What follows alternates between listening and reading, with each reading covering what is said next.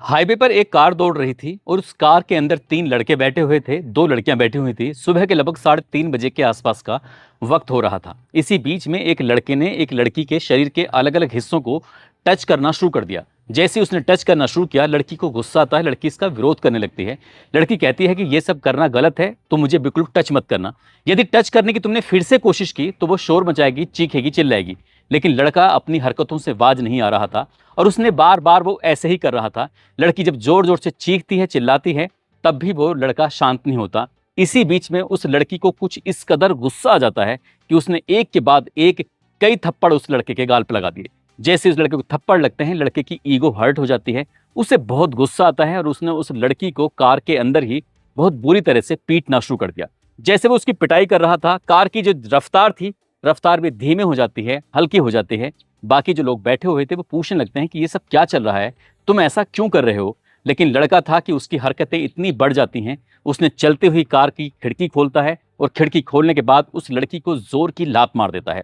जैसे ही लड़की को लात लगती है, लड़की जाकर सड़क पर गिर जाती है। हाईवे था, हाईवे पर वाहन दौड़ रहे थे और जैसे ही कार की खिड़की खुलती है, लड़की गिर जाती है, खिड़की बंद होती है। उसके बाद वो कार आगे चलने लगती है। वो कार नहीं रुकती, लेकिन लड़की जैसे ही जमीन पे, सड़क पे जाके गिर जाती है, पीछे से जो वाहन आ रहा था, उस वाहन की चपेट में आने से लड़की गंभीर रूप से घायल हो जाती है। इससे पहले कि उससे पीछे वाला जो वाहन था वो समझ ही नहीं पाया कि आखिरकार हाईवे पे कुछ किसी इंसान के गिरे होने की बात है, लेकिन वो भी नहीं समझ पाता है। दूसरा वाहन, तीसरा वाहन, चौथा वाहन, इस तरह से लगातार वाहन उस लड़की के ऊपर उतर जाते हैं और हालत कुछ इस कदर हो जाती है कि उस लड़की के शरीर को पहचानना बहुत मुश्किल हो रहा था कि आखिरकार ये लाश किसकी है। लेकिन कातिल भी पकड़े जाते हैं, वो लड़के भी पकड़े जाते हैं और इस घटनाक्रम का खुलासा भी होता है। आज की इस कहानी के माध्यम से जानने की, समझने की कोशिश करते हैं कि इस लड़की को उस कार से गिराने से पहले और उस गिराने के बाद आखिरकार पूरा घटनाक्रम क्या था, क्या होता है इस कहानी में, यही समझने की, यही जानने की कोशिश करते हैं।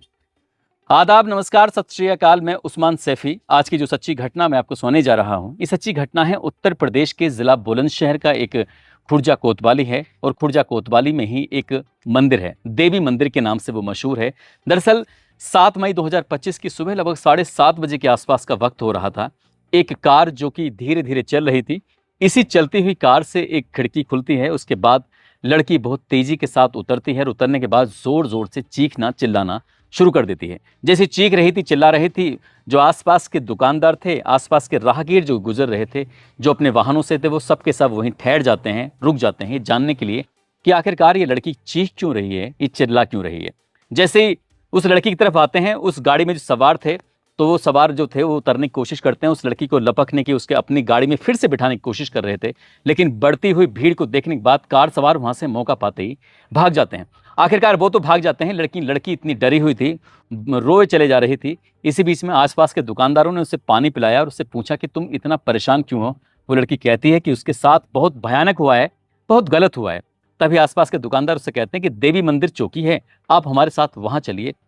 देवी मंदिर चौकी पर उसको लेके जाते हैं और ले जाने के बाद जब पुलिस वालों के पास वो लड़की पहुंचती है तो रोते हुए अपनी कहानी बयां करती है। क्योंकि मामला अब उच्च अधिकारियों तक पहुंचने वाला था, मामला बड़ा था, इसलिए उस चौकी इंचार्ज ने कहा कि आपको उच्च अधिकारी के पास चलना चाहिए, वहीं पूरी कहानी बतानी चाहिए। नगर कोतवाल के पास, उस जो नगर कोतवाल खुर्जा के होते हैं, उनके पास उस लड़की को लेके जाया जाता है। फिर वो जो भी उस लड़की के साथ हुआ था, उसने बारी बारी से बताना शुरू कर दिया। आखिरकार पुलिस वाले ये जानने के लिए कि बात सच है कि नहीं है, कि आखिरकार हुआ क्या था, इस कहानी को समझने के लिए पहले तो पुलिस वालों ने वो एफआईआर दर्ज की और एफआईआर दर्ज करने के बाद ये जांच पड़ताल करना जो शुरू किया है, तो उसमें चौंकाने वाली बात सामने आती है। दरअसल ग्रेटर नोएडा के सूरजपुर इलाके से एक किया सेल्टोस गाड़ी होती है। गाड़ी का मालिक अमित होता है और उसका एक साथी, उसका दोस्त भी है, रिश्तेदार भी है। नाम उसका संदीप कुमार है। संदीप कुमार वैसे तो मूल रूप से हाथरस का रहने वाला होता है, लेकिन पिछले काफी समय से वो ग्रेटर नोएडा के सूरजपुर इलाके में रहता है। अब इन दोनों ने 6 मई 2025 की शाम लगभग 6:30-7 बजे के आसपास का वक्त हो रहा था, दो लड़कियों से नौकरी दिलाने का वादा किया। उन्होंने कहा कि तुम्हारी किसी से मुलाकात कराएंगे, इसलिए तुम मिल जाना। इसमें एक लड़की तो होती है बिहार की रहने वाली, बिहार के दरभंगा की, और दूसरी लड़की होती है उत्तर प्रदेश के प्रतापगढ़ की रहने वाली होती है। और उन दोनों लड़कियों ने, लड़कों ने उन दोनों लड़कियों को अपनी गाड़ी में बिठाया और गाड़ी में बिठाने के बाद चलने लगते हैं। तभी बातचीत करते हुए कहते हैं कि अगर आपको कोई ऐतराज़ ना हो तो क्या हम बियर खरीद सकते हैं, बियर पी सकते हैं। लड़कियों ने कहा कि हमें कोई ऐतराज़ नहीं है। तभी बियर ली जाती है एक दुकान से बियर लेने के बाद उस लड़की दोनों लड़कियों को लेकर दोनों लड़के उस कार को लेकर चलने लगते हैं। अब इनका पहले इरादा बन रहा था कि हम किसी लॉन्ग ड्राइव पर चलते हैं। लॉन्ग ड्राइव का इरादा था और वो जाना चाहते थे इधर नोएडा से लखनऊ की तरफ। बोले कुछ दूर जाएंगे, उसके बाद फिर वापस लौटकर आ जाएंगे। कुछ इसी तरह की प्लानिंग थी, लेकिन जैसे बियर खरीदते हैं तो इनके इरादा बदल जाते हैं। बजाय वो नोएडा से लखनऊ की तरफ जाने वाले रास्ते पर वो सीधा गाजियाबाद की तरफ चलने लगते हैं। और कुछ ही दूर, अभी कुछ ही किलोमीटर निकले थे कि रास्ते में एक और लड़का मिल जाता है जो कि न्यू विकास नगर लोनी गाजियाबाद का रहने वाला होता है। नाम उसका गौरव होता है। गौरव, संदीप, अमित, ये तीनों आपस में दोस्त भी होते हैं और तीनों आपस में रिश्तेदार भी होते हैं। मिलकर वो प्रॉपर्टी का काम भी करते हैं और वैसे भी अपना अपना वो काम करते हैं। लेकिन जैसे ही दोनों लड़कियों के साथ ही बैठे होते हैं, उसके बाद ये आराम से शराब पीते हैं और यानी कि बियर वगैरह पीते हैं। और बियर पीने के बाद जो दोनों लड़कियां थीं वो अपना आपको बड़ा असहज महसूस करने लगती हैं। अब जैसे जैसे जिसको मौका मिल रहा था उस लड़की के साथ वैसे ही बदतमीजी करना शुरू कर देते हैं। लड़कियों ने इस बात का विरोध भी करना शुरू किया, लेकिन दोनों लड़कियों के साथ बारी बारी से बलात्कार कर दिया जाता है। इस बीच में जो गौरव होता है, गौरव कार चला रहा था और वो दोनों उन लड़कियों के साथ गलत काम कर रहे थे, घिनौनी हरकतें कर रहे थे। कार चल रही थी नोएडा से गाजियाबाद, गाजियाबाद से बागपत होते हुए मेरठ की तरफ पहुंच जाते हैं और सुबह के लगभग 3:30 बजे के आसपास का वक्त हो रहा था। इसी बीच में जो गौरव होता है वो पीछे आता है और पीछे आने के बाद एक लड़की को वो टच करने लगता है जो कि बिहार के दरभंगा की रहने वाली होती है। जैसे उस लड़की को टच करता है, उस लड़की ने विरोध किया। उसने कहा कि तुम मुझे बिल्कुल भी टच नहीं कर सकते। अगर तुमने टच करने की कोशिश की तो वो चीखेगी, चिल्लाएगी, शोर मचाएगी और लोगों को इकट्ठा कर लेगी। ये हाईवे जो था बागपत और मेरठ रोड का, उस हाईवे पर गाड़ी चल रही थी और लड़की को फिर से उसने टच करने की कोशिश की, उसको छूने की कोशिश की। लड़की रोने लगती है, चीखने लगती है, चिल्लाने लगती है, लेकिन उस पर गौरव पर इसके चीखने चिल्लाने का कोई भी असर नहीं हो रहा था। उसने फिर से उस लड़की को बुरी नीयत से पकड़ लिया, उसके शरीर के अलग अलग हिस्सों को टच करना शुरू कर दिया। बात जब बढ़ जाती है तो लड़की को इस कदर गुस्सा आ जाता है, वो गौरव को एक के बाद एक कई चांटे लगा देती है। जैसे तमाचे लगाए जाते हैं गौरव को, ऐसा लगता है गौरव की जैसे ईगो हर्ट हो गई हो। तभी अमित ने, संदीप ने और उस लड़की ने भी ये रोकने की कोशिश की, ये सब क्या चल रहा है। इससे पहले कि वो लोग रोक पाते, खिड़की खुलती है, उस लड़की को जोर की लात मारी जाती है और लात मारने के बाद वो हाईवे पे गिर जाती है। एक के बाद एक कई वाहन आ रहे थे और वो उन वाहनों की चपेट में आने से उस लड़की की मौत हो जाती है। अब इसके बाद संदीप और अमित साथ ही गौरव उस लड़की को लेकर अपने साथ चले जाते हैं। अब वो लड़की भी डर जाती है, सहम जाती है, क्योंकि पहले ही उसके साथ गंदा और घिनौना कृत्य हो चुका था। अब इसके बाद इन्होंने यहाँ ये जानी के पास इस लड़की को फेंका था, जो कि मेरठ का ही एक थाना लगता है जानी, वहां पर फेंक कर वो आराम से निकल जाते हैं। और यहाँ से जाने के बाद फिर से चलने लगते हैं प्रतापपुर, टीपी नगर से खरखोदा, खरखोदा से बुलंदशहर, बुलंदशहर से खुर्जा। यानी कि बुलंदशहर और मेरठ के बीच में एक जगह लगती है जहां सुनसान इलाका होता है। वहां सुनसान इलाके में इन तीनों लड़कों ने, संदीप, अमित और गौरव ने मिलकर उस लड़की के साथ सामूहिक बलात्कार किया। वो लड़की चीखती रही, चिल्लाती रही, लेकिन इन पर कोई असर नहीं पड़ा। वो लड़की बेहोश हो जाती है। बेहोश होने के बाद उस लड़की को गाड़ी के अंदर डालते हैं और डालने के बाद जब ये खुर्जा क्षेत्र में पहुंच जाते हैं, तभी तीनों आपस में सलाह मशवरा कर रहे थे कि क्यों ना इस लड़की की भी हत्या कर दी जाए, क्योंकि अगर ये छूट जाएगी तो जाहिर सी बात है घर वालों को, परिवार वालों को, पुलिस वालों को, किसी को भी कहानी बताएगी और हम लोग पकड़े जाएंगे। जैसी बात पकड़ने की आती है, उन्होंने कहा कि ठीक है।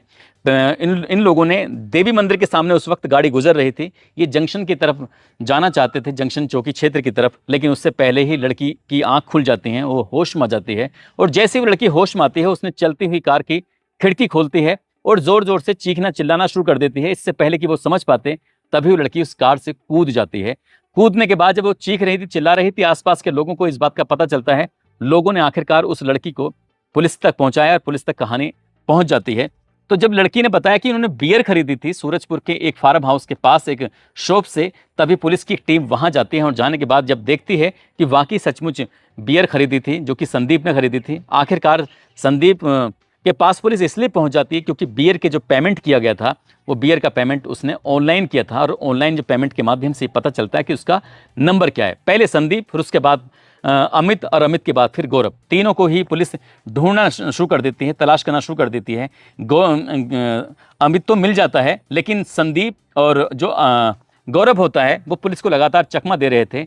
10 मई 2025 को लगभग 2:30 बजे के आसपास का वक्त हो रहा था। उत्तर प्रदेश के जिला बुलंदशहर के अरनिया थाना क्षेत्र का बुलंदशहर और अलीगढ़ के हाईवे पर एक सलीम कट के नाम से मशहूर है, वहां पर एक किया सेल्टोस गाड़ी निकल रही थी। पुलिस ने उसे रोकने की कोशिश की, लेकिन पुलिस से उनकी मुठभेड़ हो जाती है और आखिरकार संदीप और साथ ही उसका गौरव जो होता है वो भी मुठभेड़ के बाद पकड़े जाते हैं और दोनों की ही टांगों में गोली लग जाती है।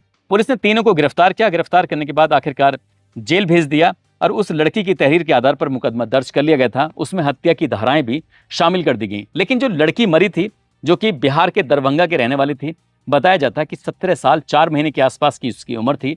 पढ़ने लिखने के लिए वो 12वीं तक पढ़ी हुई थी और फिलहाल ये दोनों ही लड़कियां आपस में एक दूसरे को बहुत अच्छे से नहीं जानती थी।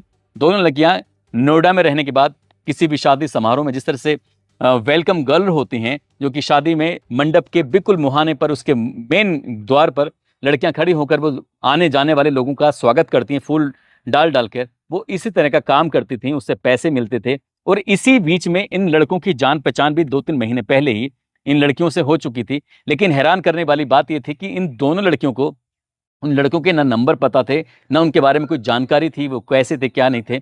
लेकिन जब पुलिस ने कड़ी दर कड़ी मिलाना शुरू किया है, जोड़ना शुरू किया है, तो आखिरकार कहानी सामने आ जाती है। जो लड़की मर चुकी थी, दरअसल उसके पिता की लगभग 6 साल पहले मृत्यु हो चुकी है और साथ ही उसकी माँ है, 2 बहनें हैं, एक भाई है। वो अपने परिवार में सबसे छोटी थी। उसकी माँ ने जैसे तैसे करके उसका रिश्ता लगाया था और फरवरी 2026 में उस लड़की की शादी होने वाली थी। लेकिन शादी से पहले ही उस लड़की का कत्ल हो जाता है, वो मारी जाती है।